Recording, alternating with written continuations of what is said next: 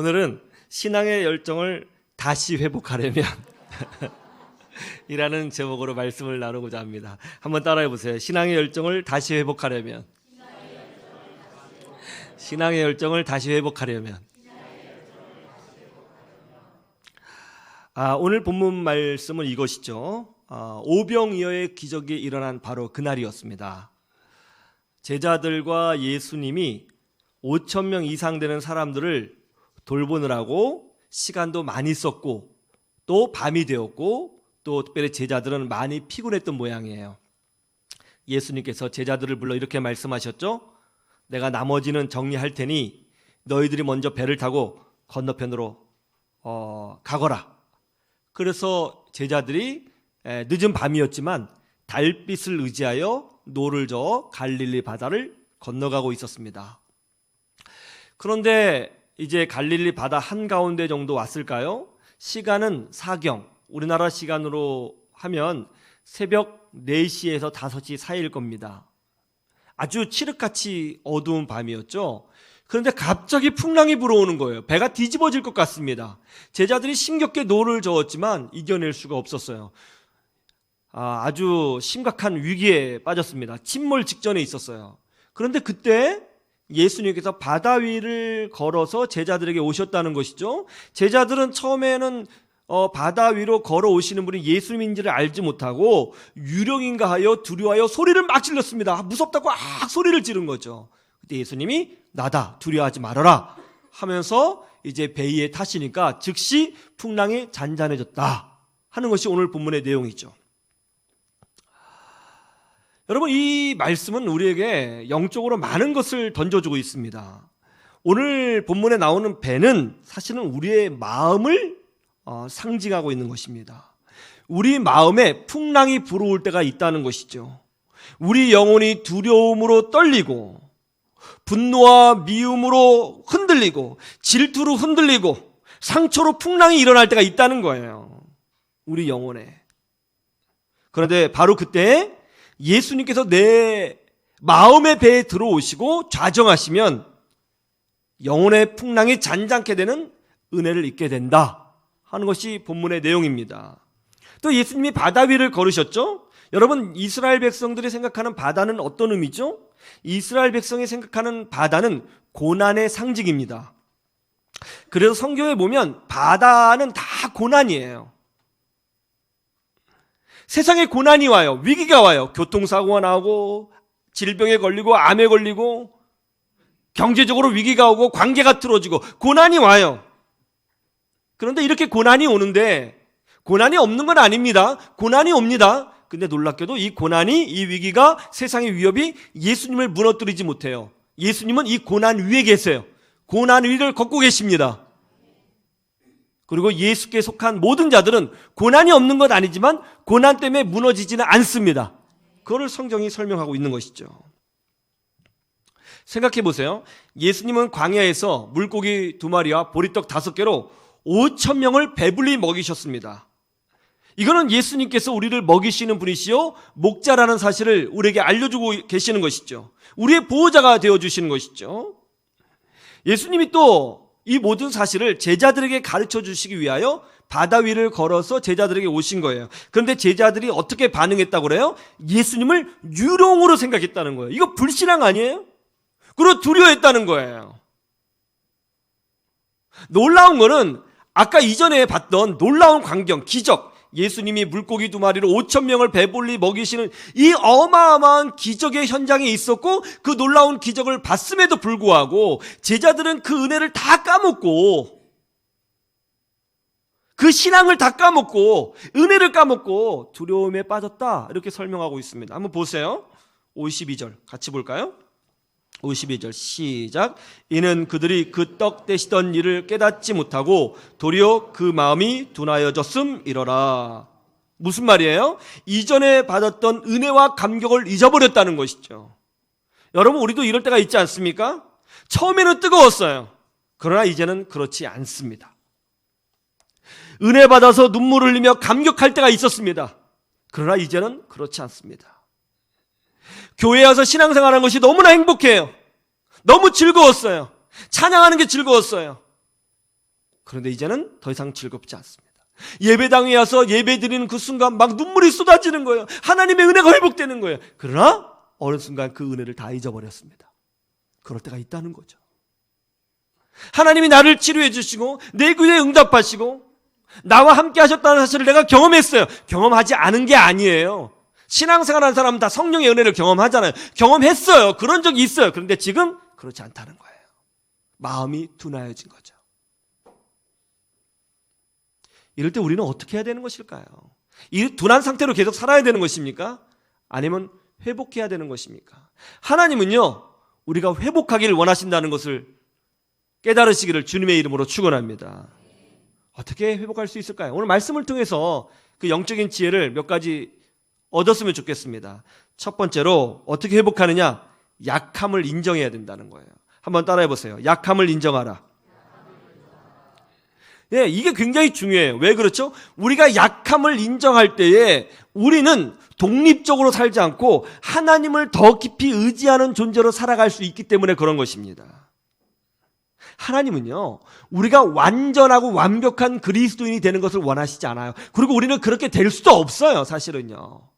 절대로 그렇게 될 수도 없습니다. 하나님이 이걸 알고 계세요. 오늘 본문 말씀을 보면요, 아주 놀라운 게 뭐냐면 52절 말씀에 이 제자들의 신앙을 우리가 방금 읽었던 것처럼 이렇게 표현하고 있죠. 이는 그들이 그 떡 떼시던 일을 깨닫지 못하고 도리어 그 마음이 둔하여졌음이러라.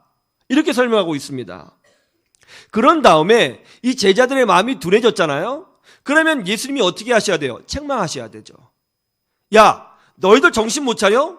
오늘 금방 오병이어의 기적을 봤잖아. 이 놀라운 기적을 보고서도 어떻게 나를 유령으로 생각하냐? 그리고 내가 너희들이 풍랑을 만났을 때 몇 번이나 도와줬어. 그런데 또 풍랑 만났다고 믿음이 떨어져? 너희들의 믿음이 왜 이래? 이렇게 책망을 하셔야 되는데, 근데 오늘 말씀해 보면 놀랍게도 그런 책망이 없다는 거예요. 책망이 없어요. 바로 다음 사건으로 지나가고 있다는 것입니다. 왜 책망이 없을까요?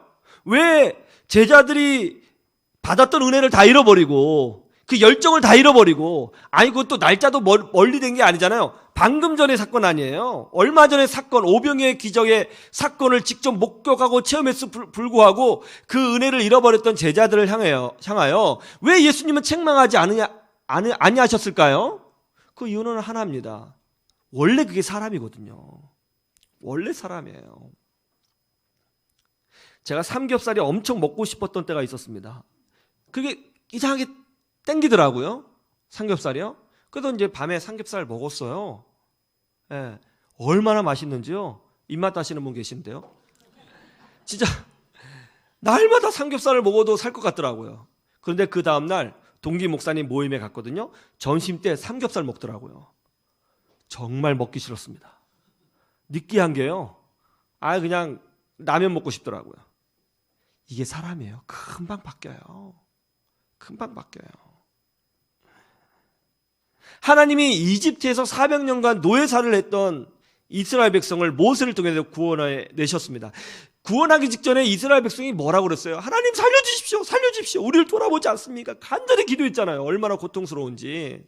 그래서 하나님이 그들의 기도에 응답하셔서 모세를 보내어 이스라엘 민족을 꺼내지 않았습니까? 어떻게 꺼내셨어요? 놀라운 기적으로 꺼내셨죠. 10가지의 심판으로 이집트를 심판하시고 또 홍해 바다를 가르시는 기적도 보여주시고 낮에는 구름 기둥, 밤에는 불 기둥의 능력으로 이스라엘 백성을 지켜주셨잖아요. 그때 이스라엘 백성이 얼마나 기뻐했는지 막 소고치며 춤추면서 하나님께 영광 돌렸어요. 그런데 그 다음날 이제 광야로 갔잖아요. 물이 없는 거예요. 그러자 하나님을 원망하고 좌절하고 울면서 부정적인 생각에 빠졌다는 거예요. 그래서 하나님이 어떻게 하셨어요? 그래서 하나님이 반석에서 물을 내셨어요. 그거 마시니까 또 하나님 살아계시다고, 하나님이 우리를 사랑하신다고 그렇게 좋아해요. 그런데 그 다음날 고기가 먹고 싶은 거예요. 왜 고기를 안 주냐고 하나님을 원망하고, 차라리 우리가 이집트의 노예가 되면 훨씬 좋았을 거라고 그런 얘기를 하는 거예요. 그래서 하나님이 메추라기를 보내주셨어요. 그거 먹을 때는 또 감사하다고 그래요. 그래서 좀 더 가니까 길이 거친 거예요. 땅이 거칠어요. 그러니까 또 왜 이런 땅으로 인도했냐면서 하나님을 원망하고 부정적인 생각에 빠진 거예요. 이게 출애굽기의 내용입니다. 어디 출애굽기만 그래요? 여러분 사사기를 보세요. 하나님을 잃어버리고 우상 숭배하고 흥청망청 사니까 하나님이 이방 민족을 들어가지고 이스라엘 백성을 쳤어요. 그래서 이스라엘 백성이 주변에 있는 다른 나라의 노예가 돼버렸습니다. 너무 힘들잖아요. 살려주세요. 간절히 회개하면서 기도해요. 그러니까 하나님이 사사를 보내셔가지고 이스라엘 백성을 구원하십니다. 근데 조금 태평성대가 오니까 또 변해가지고 우상숭배하고 또 타락하고 또 이 민족의 노예가 되니까 살려주세요 기도하니까 또 사사를 보내주시고, 이게 반복이에요. 구약 성경의 역사는 뭐냐면 하나님의 은혜를 끊임없이 잃어버리는 백성의 모습이에요. 이게 사람입니다. 여기에 대해서 로마서는 이렇게 설명하고 있죠. 모든 사람이 죄를 범하였음에 하나님의 영광에 이르지 못하더니. 사람입니다. 사람은 약해요. 오늘 제자들도 그랬잖아요. 금방 오병이의 기적을 봤는데 어때요? 그 마음이 둔해져서 풍랑 하나인 것 때문에 예수님을 유령으로 생각하고 두려워하고 불신앙하고 넘어졌다는 거예요. 이게 사람이라는 거예요. 이게 사람이에요. 여러분, 우리는 이런 거를 볼 때 어떻게 생각해야 되는 것입니까? 예, 바로 이거죠. 우리의 믿음은 하나님께서 지켜주시지 않으면 내 힘으로 유지되는 것이 아니구나. 이것은 사람의 지혜로도 안 되고 인간의 능력으로도 안 되고 오직 여호와의 영, 성령의 능력으로만이 내 믿음과 신앙이 유지될 수 있구나. 그걸 인정해야 되는 거죠. 그리고 자신의 약함을 아는 사람은 더 깊이 하나님께 와서 기도의 자리를 지키고 예배의 자리를 지켜가면서 하나님의 은혜를 구해야 되는 줄로 믿습니다. 그게 우리의 신앙이에요. 어떤 집사님이 암에 걸렸어요. 그러자 날마다 교회에 와서 살려달라고 간구를 했습니다. 정말로 하나님이 정말로 기적적으로 그 집사님의 암을 치유해 주셨어요. 그런데 더 놀라운 게 뭔지 아세요? 그때부터 그 집사님이 기도를 하지 않게 되었습니다. 옛날의 모습으로 되돌아갔어요. 나는 왜 이렇게 무능력할까? 나는 왜 이렇게 금방 은혜를 까먹을까? 왜 이렇게 기도를 못할까? 나는 왜 자꾸 똑같은 죄를 범하는 것인가? 이게 사람이라고요. 자신의 한계를 인정해야 됩니다. 자신의 약함을 인정해야 되는 거예요. 그래서 우리는 하나님의 은혜가 필요한 존재예요. 그래서 우리는 매주 예배를 드려야 하고, 그래서 우리는 기도로 살아야 되는 줄로 믿습니다. 하나님은 우리가 완벽한 그리스도인이 되는 것을 원하시지 않습니다. 부족해도 돼요. 연약해도 돼요. 실수해도 돼요. 그런데 그것 때문에 하나님을 구하고, 그것 때문에 하나님을 의지하고, 그것 때문에 하나님 앞에 무릎 꿇는 사람이 되면 더 큰 은혜를 체험하게 되는 것입니다. 한 권사님이 제게 이런 이야기를 해주셨습니다. 지방에 있는 딸이 김장을 하다가 뭘 잊어버렸던 모양이에요. 그래서 권사님에게 전화를 걸어서 어떻게 하느냐고 묻더랍니다. 권사님이 김장에 A부터 Z까지 처음부터 마지막까지 정말 맛있게 담글 수 있는 비법을 전화로 하나하나 다 일러줬대요. 그러면서 권사님이 그러시는 거예요. 딸이 김장을 못해서 바보처럼 느껴진 것이 아니라 자기를 찾아주니까 그렇게 예쁘고 고맙더래요. 우리는 하나님을 찾는 사람이 되어야 되는 줄로 믿습니다. 우리의 약함을 인정하고 기도의 자리, 예배의 자리를 놓치지 마시기를 바랍니다. 이 믿음으로 승리하시기를 주님의 이름으로 축원합니다. 축원합니다. 어떻게 회복하는가? 두 번째는 새로운 은혜를 기대해야 된다는 것이죠. 한번 따라해 봅시다. 새로운 은혜를 기대하라. 제자들의 마음이 둔해졌어요. 방금 전에 받았던 은혜를 잃어버렸어요. 믿음이 흔들렸어요. 그런데 예수님은 그들의 믿음을 책망하지 아니하셨습니다. 왜 그렇죠? 예, 제자들이 받을 은혜는 오병이어의 기적만 있는 게 아니거든요. 앞으로 제자들은 살면서 끊임없이 하나님의 은혜와 기적을 체험하게 될 거예요. 하나님께서 제자들에게 주실 그 은혜와 기적과 체험은 하나만 있는 게 아니에요. 하나님은 끊임없이 새로운 은혜를 제자들에게 부어주실 것입니다. 그래서 제자들을 양육하실 것입니다. 제자들을 키워내실 것입니다. 그게 중요해요. 우리 6절을 보세요. 우리 이 사건이 있은 다음에 이런 사건이 또 있었습니다. 놀라운 사건이죠. 56절 시작. 아무데나 예수께서 들어가시는 지방이나 도시나 마을에서 병자를 시장에 두고 예수께 그의 옷가에라도 손을 대게 하시기를 간구하니 손을 대는 자는 다 성함을 얻으니라. 아멘. 제자들이 오병이의 기적을 체험했죠. 경험했죠. 또 예수님이 물 위로 걸어오시는 것을 목격했죠. 그런데 이것으로 다 끝일까요? 그렇지 않습니다. 그 다음날 어떤 일이 벌어졌어요? 배를 타고 건너편에 가니까 더 놀라운 기적을 체험했어요. 그게 뭐예요? 수많은 병자들이 있는데요, 예수님의 옷을 스치기만 해도 그 엄청난 병자들이 치유를 경험하는 은혜를 제자들이 또 목격하기 시작한 거예요. 하나님의 은혜, 하나님의 기적, 하나님의 능력은 평생 한 번만 경험하는 것이 아닙니다. 하나님이 우리에게 주실 축복은 한 번만 있는 것이 아닙니다. 하나님이 우리에게 주실 은혜는, 그 축복은 한도 없고 끝도 없으며 언제든지 새로운 은혜를 우리에게 부어주시는 줄로 믿습니다. 지난 금요 기도회를 통하여 놀라운 은혜를 체험했습니까? 치유를 경험했어요? 그럼 오늘 또 이 예배를 통해서 하나님께서 새로운 은혜와 기적과 응답을 우리에게 부어주시는 줄로 믿습니다. 하나님이 주실 은혜는 늘 새로움으로 우리에게 다가오는 거예요. 옛날에 은혜 받았잖아요. 그걸로 끝나는 게 아니에요. 많은 그리스도인들이 옛날에 받았던 은혜를 붙들고 살아요. 그때의 경험을 붙들고 살아요. 그것도 좋지만 앞으로 주실 은혜가 따로 있어요. 새로움이 따로 있어요. 여러분, 밥 한 끼 배불렀다고 해서 밥 먹지 않습니까? 날마다 우리가 세 끼의 밥을 먹어야 하듯이 하나님이 주실 은혜는 날마다 우리에게 필요한 거예요. 그리고 하나님은 끊임없이 구하는 자에게 우리에게 부어주시는 줄로 믿습니다. 그러므로 우리는 한 번 은혜를 받았다고 해서 끝나는 것이 아니라 새로운 은혜, 새로운 기적, 새로운 응답을 기대하며 예배하고 주님을 찾고 기도하고 믿음으로 살아야 되는 줄로 믿습니다. 열왕기하 13장 14절 이하를 보면 이런 내용이 있어요. 엘리사 선지자가 늙어서 하나님의 부름을 받게 되었습니다. 즉 엘리사 선지자가 죽게 되었다는 것이죠. 이 말을 들었던 요아스 왕이 엘리사 선지자를 찾아옵니다. 그때 요아스 왕은 엘리사 선지자를 찾아오면서 이렇게 이야기해요. 아버지요, 아버지요, 네 아버지요, 어찌하여 이런 일이 있습니까? 하면서 엉엉 울면서 엘리사 선지자를 찾아옵니다. 한나라의 왕인 요아스 왕이 왜 엘리사 선지자를 향하여 아버지라고 그랬을까요? 그 이유는 영적인 멘토거든요. 자신에게 하나님 말씀을 가르쳐주는 분이거든요. 그렇기 때문에 비록 왕이지만 선지자를 아버지라고 부른 거예요. 믿음이 있는 사람이죠. 믿음이 있는 사람이에요. 그때 이 요아스 왕의 믿음을 본 엘리사 선지자가 이렇게 이야기를 합니다. 왕이시여, 잘 들으세요. 지금부터 제가 왕에게 말씀드리는 것은 매우 중요한 것입니다. 아주 의미가 있는 것입니다. 그러니까 신중하게 따라 하십시오. 먼저 동쪽 창문을 여십시오. 그리고 활을 드시고 화살을 쏘세요. 그러자 요아스 왕이 동쪽 창문을 열고 활을 들고 시위를 먹여서 화살을 쐈습니다.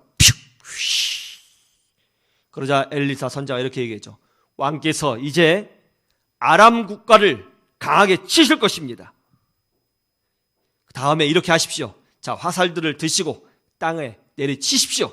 그러자 요아스 왕이 화살들을 들고 땅을 내리쳤습니다. 딱, 딱, 딱 3번 내리쳤어요. 그러자 엘리사 선지자가 묻습니다. 다쳤습니까? 예.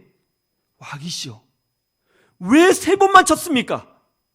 3번, 4번, 10번, 20번으로 치셨어야죠. 왕이 땅을 3번 치셨은즉 왕께서 아람 국가를 3번만 치시게 될 것입니다.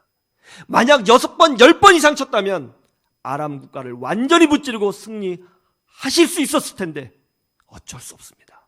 그랬다는 거예요. 이게 무슨 말이에요?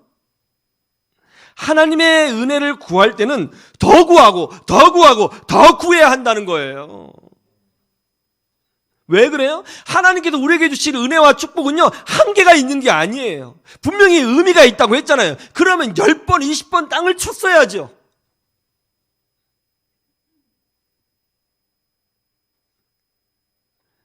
하나님은요, 우리에게 끊임없이 은혜와 축복을 부어주시는 분이신 줄로 믿으시기를 주님의 이름으로 축원합니다. 그 제가 목회를 하다 보면 목회를 하면서 더 깨닫는 게 뭐냐면 그런 것 같아요. 축복은 믿음의 분량만큼 받더라는 거예요. 사람은 꿈꾸는 만큼 성장하고요. 사람은 비전을 품는 만큼 커지더라고요. 지난 여름 우리 연합수련 했잖아요. 우리 아이들이 정말 즐거웠던 것 같아요. 수영장도 있고 또 맑은 계곡도 있어서 우리 자녀들이 정말 좋았던 것 같습니다. 수련회가 끝나서 얼마 되지 않으니까 한 아이가 저를 찾아와서 묻는 거예요. 저를 찾아서 묻는 거예요. 제가 또 이제 담임 목사인 줄 아는 거죠. 목사님, 수련회 정말 재밌었어요. 그런데요, 내년은 이제 어디 가요? 제가 그 말 딱 듣는 이런 생각이 들었어요. 야, 아이들은 끊임없이 새로움을 기대하는 존재구나. 그래서 어린아이와 같은 믿음이 아름다운 거구나. 여러분, 하나님이 여러분에게 주실 하나님의 은혜는 절대로 메마르지 않습니다. 지난주에 은혜 받았습니까? 지난주에 응답 받았어요? 이번 주에도 하나님께서 주실 응답이 있습니다. 다음 주에도 또 그 다음 주에도 하나님께서 새롭게 응답을 주실 내용들이 있습니다. 여러분, 하나님이 주신 은혜는요, 절대로 메마르지 않아요.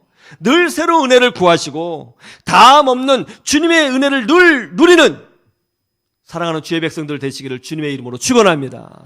축원합니다. 우리가 어떻게 회복할 수 있는가? 세 번째로, 그때가 바로 하나님의 때임을 믿을 때 새로움을 경험하게 되는 거예요. 한번 따라해 보세요. 그때가 바로 하나님의 때임을 믿으라. 오병이의 기적으로 수많은 사람들 은혜를 누렸어요. 그 이후에 5,000명 이상 되는 사람을 예수님과 제자들을 상대하면서 다 한 명 한 명 일일이 안내하며 집으로 돌려보냈습니다. 시간이 많이 흘렀어요. 늦은 밤이 되었습니다. 마침 달빛이 환해서 다행이었습니다. 예수님이 제자들에게 너희들이 먼저 배를 타고 건너편 벳세다로 가라, 그렇게 명령하셨어요. 그러자 제자들이 달빛을 의지하여 노를 저어 갈릴리 바다를 건너가고 있었습니다. 새벽 4시쯤에 갑자기 풍랑이 불어오는 거예요. 배가 뒤집어지게 되었습니다. 제자들은 두려웠습니다. 제자들은 무서웠습니다. 얼마나 무섭고 두려웠는지 아까 본 오병이의 기적, 그 은혜, 그 감동, 그때의 경험을 다 잊어버렸어요. 제자들은 살기 위해서 노를 지었어요. 사투를 벌이고 있었어요. 우리도 그럴 때가 있죠. 먹고 살기 위해서 노를 젓고 사투를 벌이고, 질병과 사투를 벌이고, 경제적 위기와 사투를 벌이고, 인간관계와 사투를 벌이고, 저 세상에서 사투를 벌이고 살아요. 힘을 다 쓰는 거죠. 이렇게 제자들이 사투를 벌이고 있었을 때 우리 예수님은 뭐하고 계셨을까요? 한번 볼까요? 46절을 보세요. 46절, 예수님 뭐하고 계셨는지. 시작. 무리를 작별하신 후에 기도하러 산으로 가시니라. 예수님 뭐 하셨어요? 어디로 가셨어요? 산으로 가셨어요. 제자들을 보내신 후에 예수님은 기도하러 산에 올라가셨어요. 그런데 예수님은 기도만 하고 계셨을까요? 놀라운 말씀이 있습니다. 48절을 보세요. 제가 볼게요. 바람이 거스름으로 제자들이 심겹게 노 젓는 것을 어떻게 하셨어요? 보시고 밤 사경쯤에 바다 위로 걸어서 그들에게 오사 지나가려고 하시매. 제자들이 가장 힘들 때, 가장 두려워할 때, 자기 힘으로 이 풍랑을 이겨낼 수 없을 때, 온몸에 힘이 다 빠졌을 때에, 버틸 힘이 없을 때 예수님 뭐하고 계셨다고요? 가만히 보고 계셨어요. 보고 계셨어요. 언제까지요? 제자들이 힘을 다 뺄 때까지, 자기 힘을 다 뺄 때까지 예수님 의도적으로 가만히 보고 계셨어요. 그리고 제자들이 자기 힘으로 어떻게 할 수 없을 그때에 예수님이 급하게 내려오셔서 무리를 걸어 제자들을 찾아오신 거예요. 우리가 세상과 사투를 벌일 때에, 고난에 빠질 때, 힘들 때 그런 질문 많이 하죠. 하나님 어디 계세요? 저 보고 계시는 거예요? 어디 계시는 거예요 도대체? 제가 기도했잖아요. 어디 계세요 하나님? 그런데 성경에 보니까 보고 계시더라는 거예요. 보고 계셨다고요. 언제까지? 자기 힘이 다 빠질 때까지 보고 계셨다는 거예요.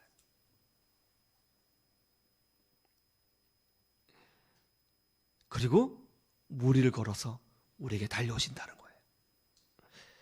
옛날의 열정이 다 식었어요? 이전의 은혜가 다 메마른 것처럼 느껴지십니까? 옛날에는 정말 교회 열심히 다니고 문학의 밤도 하고 찬양도 하고 기도도 하고 기도원도 쫓아다녔는데 이제는 그런 열정 없어요? 옛날에는 하나님만 생각하면 그렇게 눈물이 흘렀는데 이제는 그런 열정이 없습니까? 온몸에 힘이 다 빠졌어요? 지쳤어요? 일어날 힘이 없어요? 그런데 바로 그때가 하나님께서 일하실 때예요. 바로 그때 하나님이 우리에게 오실 때예요. 왜냐하면 하나님 우리를 보고 계시거든요. 하나님의 은혜와 축복은요, 기다리고 기대하는 자에게만 주시는 거예요. 한번 따라해 보세요. 하나님의 은혜와 축복은 기다리는 자에게만 주신다. 굉장히 중요해요. 빌 게이더라고 하는 음악가가 있습니다. 이분이 He Touched Me 라는 복음성가를 작사 작곡했습니다. 근데 이 노래가 굉장히 유명해졌어요. 대중적으로 유명해졌습니다. 그래서 이 복음성가임에도 불구하고 그 유명한 가수 엘비스 프레슬리라고 하는 가수 아시죠? 엘비스 프레슬리가 이 He Touched Me, 그가 나를 만졌어, 그가 나를 감동시켰어, 그가 나를 치료해 주셨어, 뭐 그런 내용인데, 이 노래를 불러가지고 미국 최고의 음악상인 그래미상을 수상하게 되었습니다. 굉장히 유명해졌죠, 이분이 이 노래로. 그런데 이 빌 게이더라고 하는 분이 어느 날 희귀병에 걸려 죽게 되었습니다. 병원에서 치유할 수 없는 거예요. 모든 음악 활동을 다 접게 되었습니다. 그리고 생업도 아주 어려워지게 되었고요. 삶 자체가 완전히 망가지게 되었어요. 그러자 평소에 이 빌 게이더 이분을 시기 질투하던 사람들이 이 빌 게이더를 욕하기 시작했습니다. 그러게 하나님을 찬양하는 복음성가로 돈을 벌려고 하니까 하나님이 치신 거야. 그렇게 돈만 밝히더니 하나님이 치시는 거라고. 봐라고 그러니까 죽을 병에 걸린 거야. 그러니까 기도 안 하더니 내 그럴 줄 알았다. 하나님이 치신 거야. 병도 병이지만 그렇게 믿음의 형제들이 그렇게 비난을 하니까 버틸 수가 없는 거예요. 이분이 완전히 무너졌어요. 우울증에 빠졌습니다. 그래서 정상적인 생활을 하지 못하게 되었어요. 집 밖에 나가지도 않았어요. 그런데 그때쯤에 셋째 아이를 갖게 되었습니다. 경제적으로도 어렵고 건강도 너무 힘들고 또 신앙적으로 최악인데 바로 그때 셋째 아이를까지 갖게 된 거예요. 너무 큰 부담이에요. 너무 힘들었어요. 너무 두려웠어요. 지금 이 상황에서 아기가 태어나면 안 되는데, 지금 이 상황에서 아이가 태어나면 안 되는데 어떡하지? 너무 답답했어요. 그래서 교회에 와서 강대상 앞자리에 앞에와 무릎을 꿇고 하나님 앞에 눈물로 기도했습니다. 하나님, 제발 살려주세요. 제발 우리 가정을 살려주세요. 하나님 살려주세요. 하나님 살려주세요. 그것만 나오는 거예요. 그렇게 번민하고 있는데 이제 아이가 태어나기 바로 직전에 너무 답답해서 막 하늘을 보고 있는데요. 갑자기 머릿속은 너무 복잡한데 이 마음속에서 찬양이 막 흘러나오는 거예요. 찬양이. 나는 내일을 기대할 거야. 난 내일을 두려워하지 않아. 왜냐하면 우리 주님 살아계시니까. 나의 모든 두려움 다 사라졌네. 그런 찬양이 막 흘러나와요. 그래서 본능적으로 종이를 찾아서 마음속에 흘러나오는 찬양을 막 받아 적기 시작했습니다. 가장 절망의 순간에, 내 몸에 힘이 다 빠졌을 순간에 울려나온 찬양을 받아 적은 거예요. 그리고 이 찬양을 발표했습니다. 엄청난 반응이 나온 거예요. 사람들이 너무너무 좋아하는 거예요. 이 노래가요, 미국 그래미상을 4번이나 수상해요. 한 노래로 4번이나 수상을 하고요. 미국 복음성가 명예 전당에 오르고요. 20세기 가장 아름다운 복음성가로 기록이 됐습니다. 이 찬양이 굉장히 좋은 찬양이 되었어요. 이 찬양이요, 우리나라에서는 이렇게 번역이 되었습니다. 이 찬양이 이런 찬양이에요. 주 하나님 독생자 예수 날 위하여 오시었네. 내 모든 죄 용서하시고 죽음에서 부활하신 나의 구세주, 살아계신 주, 나의 참된 소망, 걱정 근심 전혀 없네. 사랑의 주 내 갈 길 인도하니